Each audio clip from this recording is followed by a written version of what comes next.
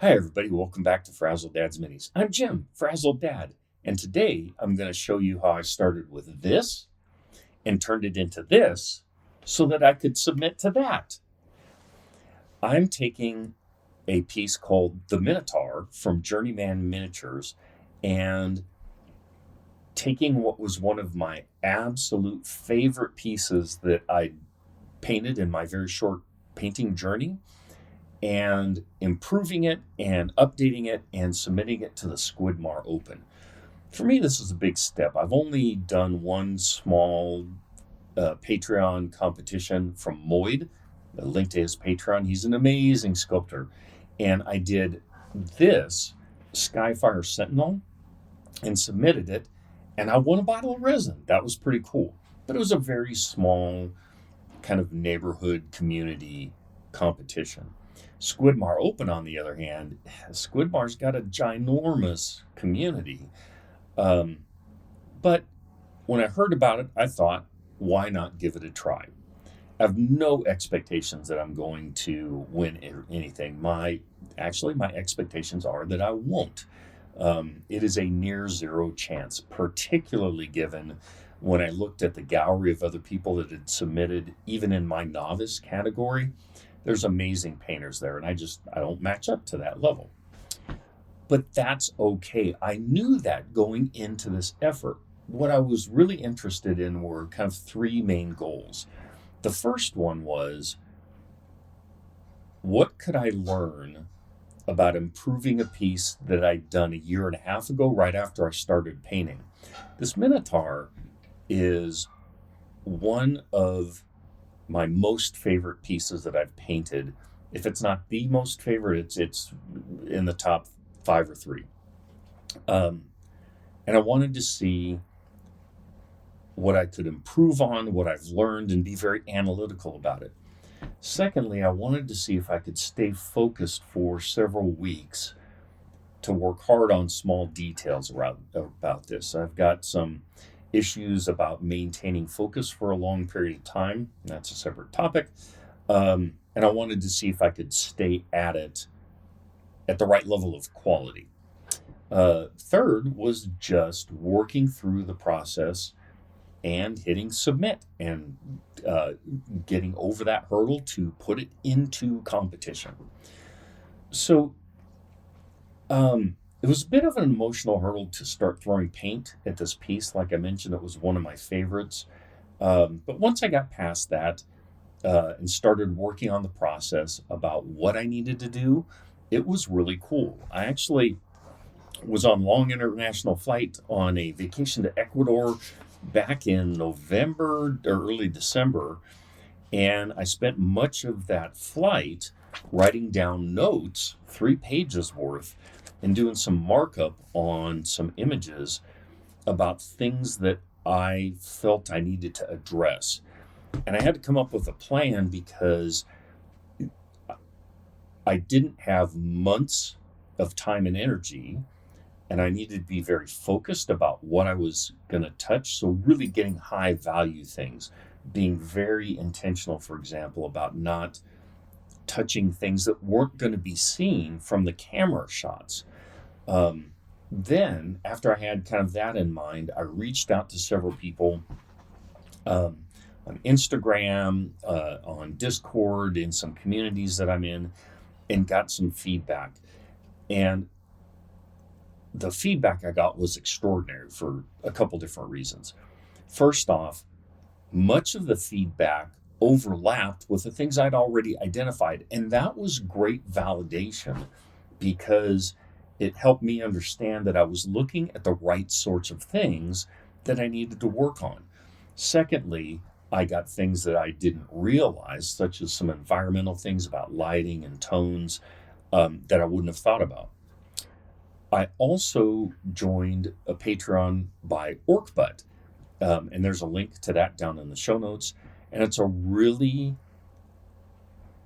amazing community, and Orkbutt himself has a lot of coaching options. I'm not taking advantage of those, but one thing he did was make this little video for me that showed his suggestions, and then the video, he kind of toggled things on and off, so it was really easy for me to identify exactly what he thought I should be working on. Huge help. So I got lots of great input, a lot of really good advice. Some of it confirmed that I was looking at the right things. Some of it was new. And that helped me to come up with a plan to get after it.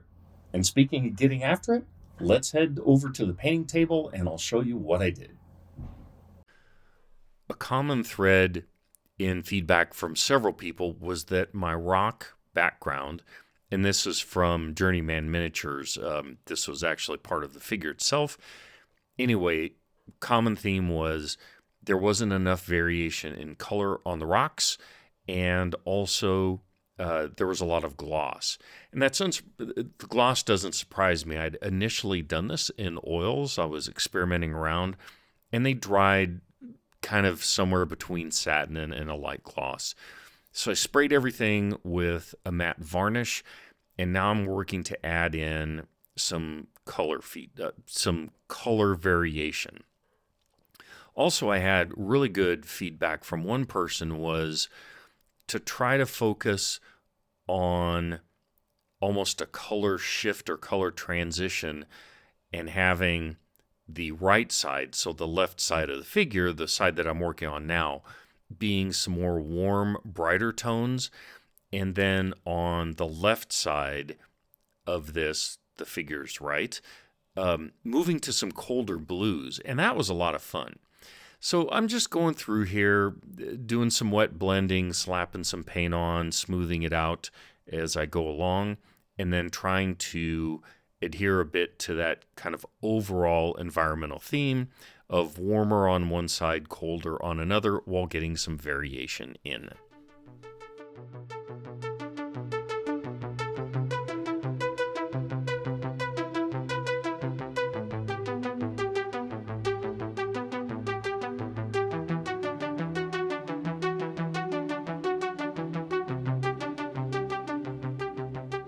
The green goblin-like figures on the wall are a really cool feature, and in V1 of this, version 1, I made them green, but I didn't give them enough highlight. I didn't make them pop enough.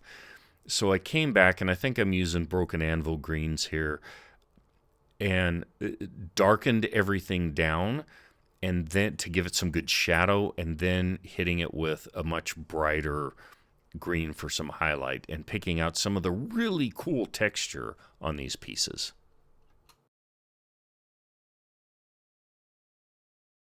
As I mentioned, I'm trying to darken down the left side of this, and so here I'm just going in with some dark, I think I'm using some coal black. There's a bit of blue in there, and then I'm also mixing in some additional blue. Might be Broken Anvil, more likely it's some Pro Acryl, and really trying to hit those crevices in the rock to slam home more contrast by working down.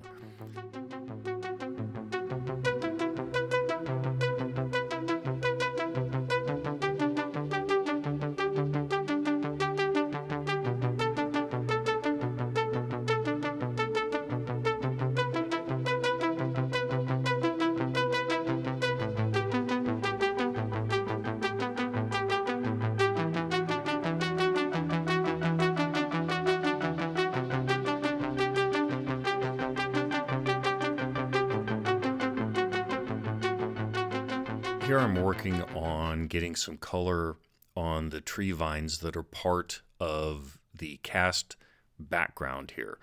I'm going to glue on some tree roots that I'd had around. They make great branches and vines. I'm also going to add on a whole bunch of great stuff from Diorama Pressipe. I'll put a link to them in the show notes. But before I do all that, I want to get some differentiation here. I'd had everything just too monotone, so I'm hitting all this with some light browns, some yellows, to just make, again, the resin cast roots and vines pop some.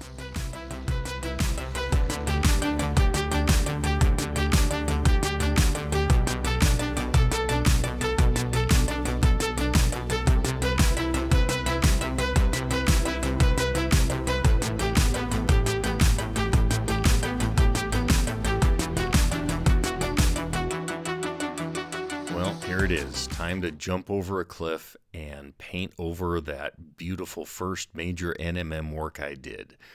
I took a big breath, enjoyed the look of it, but now just dumping a good flat black over it, and I'm going to use that as the base for building up an NMM on top of this first effort.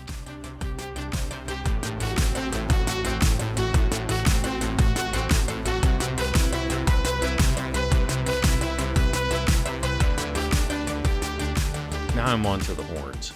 A couple common pieces of feedback I got was the need to make the horns a little less symmetrical, the right and the left. I think I had, and I got kind comments about it, there were good color bands, the painting was good, but it was too even, it was too symmetrical. So really kind of stretching things out. And here I'm just starting to do some blocking to... as you can see, spreading out the various tones, and I'll continue to work with that several times. I had one suggestion about hitting these with a wash. However, for this particular application, I was totally against that. I use washes in other applications, but here I wanted really good, very precise control about where I was placing values and tones and colors, and a wash is, I use them, but for this particular application, this just needed to be 100% manual work here. You're seeing the first of four different iterations on how I approached NMM for this axe. And it's kind of interesting, the axe is big, but the way the figure's posed, it's not the main part of the overall presentation. It's significant, but the horns and the face are much more kind of the central thing until you get around to look at the side of this. Regardless, I wanted to do a really good job with NMM. So, I painted over the blue, got after this, was fairly happy with how this was going, the standard, I-beam approach of catch the light at the top, catch the light at the bottom, a nice connecting piece and some, transitions and some layering. And then I realized that I actually had the angle of that main body part there wrong, and it didn't really match how things were. Moreover, as I was fiddling with this, it just wasn't grabbing me because it was sort of standard NMM. And, I need to work more on standard NMM, but I wanted something different. So here's version 2. I've painted over everything again, and I'm trying to use more of a horizontal band of light versus that strong vertical piece that's coming through. And this time I'm also trying to focus on achieving some texture by painting a lot of little scratch marks, and I'll build that up over time. But what I really wanted to do is get away from that shiny NMM to something that's much more worn and battered. I mean, there's a big-ass Minotaur dude who's going out to wreak havoc and beat somebody's face in with that big axe, so trying to put some texture in there as I'm building up that brighter part, particularly at the bottom, was what I was shooting for here.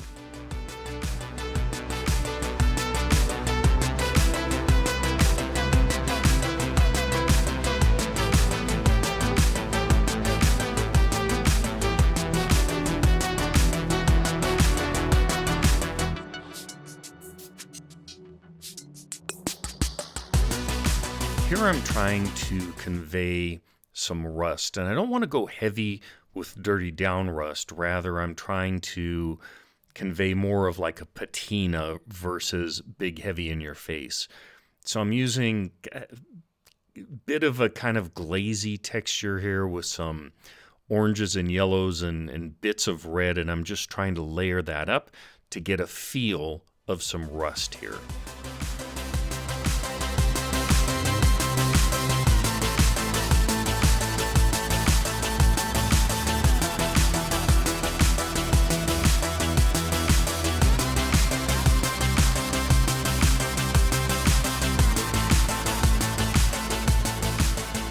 Oh, hey, look, it's yet another iteration or version of the axe. Again, just wasn't satisfied with the general direction of the last one. So restart, paint things over, and getting after this again. I'm trying to focus a little more on texture this time and being more cognizant of the lighting effect. It's just paint and plastic. Go ahead and restart. It'll be okay, I promise. This is the last iteration of this, I promise. It may seem silly to have restarted this so many times. I think I'm on version 5 of this axe. But I learned something every time, either through feedback or just sitting back and having a look at what I'd done, and then finding new reference material. I went through photos of other NMM works that I had. I looked at the AK FAQ from Kirill Kanev and got great inspiration there. And then finally came back around to this time. No, I really mean it. I'm not redoing it. And as I finish up work on this last version, everything that I had done in those previous 4 versions is coming into focus here. I'm getting good texture from scratches, and I've got good paint and brush control, which I'm enjoying. I'm getting the lighting right for how I want this to look.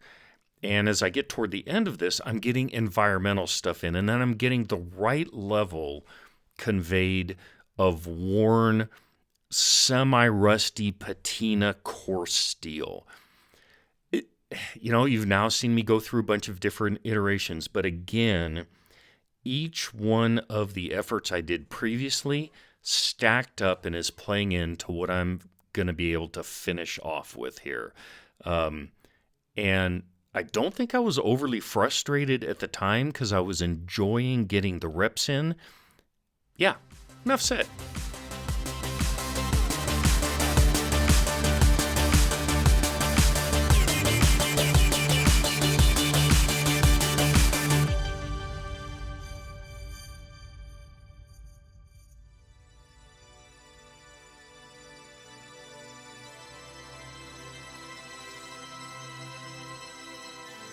Okay, time to get to work on the base.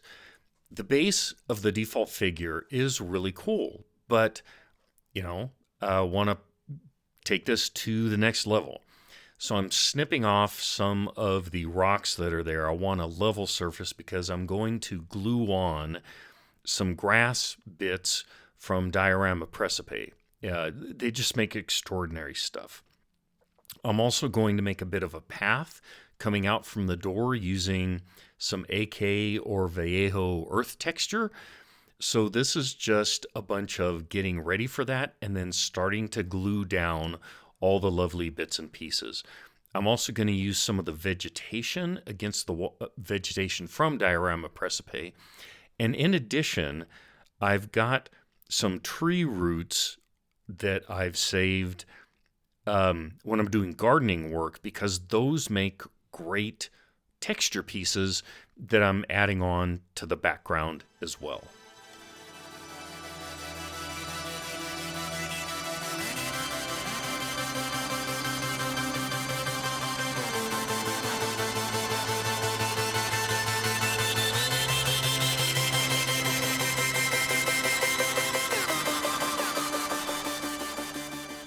You've seen me do this several times. As I get close to the end of an important project, I'll do a careful evaluation and start building up a final to-do list. I've called it a tear list in the past. This step is really crucial. It gives you a chance to try to step back with a neutral, careful eye and catch the things that you've missed or that you need to touch up or that you want to improve a bit on. It's a really helpful step. One of the final things I had to do was fix some high-level lighting on the top of the armor plates that I'd missed. So there were a number of other similar touch-ups around the body, but this was kind of one large aspect that I really needed to touch on here. There you have it. Thanks for sticking around this far. If you're not already, kindly subscribe. Give me a thumbs up on this video if you would. Let me know in the comments if you yourself have worked toward competition submissions and what you've done. I learned a lot of good stuff here, and one of the things was that I'm not going to become consumed by getting stuff ready for competitions. This was a useful exercise for me. I learned an incredible amount. I was able to stay focused, but I also didn't let myself get consumed by it. And I actually stopped work about 8 days before the submission deadline, and posted my stuff back then. And I think that was an important step for me, because I gave myself the freedom to say, this is good enough. You got done what you needed. And click the button and submit, and then move on to other things. And that was a big step for me. So, without further ado, here is the grand reveal.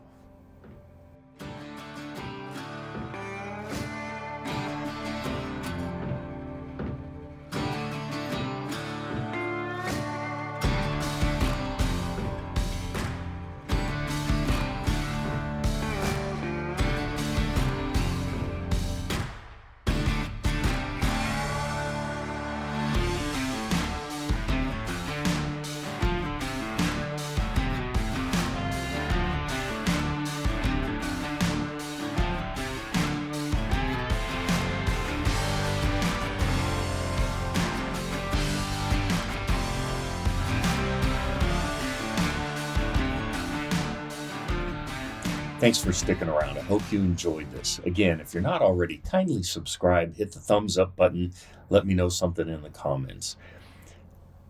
This was a great time. I hope you got something out of the video. Until next time, be kind, especially to yourself. Learn something.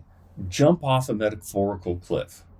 Unless you're a cliff diver, and then maybe you're jumping off literal cliffs. Learn something. Experiment. Take a big leap. FAFO. At the end of the day, it's just paint and plastic. Until next time, see you later. Bye-bye.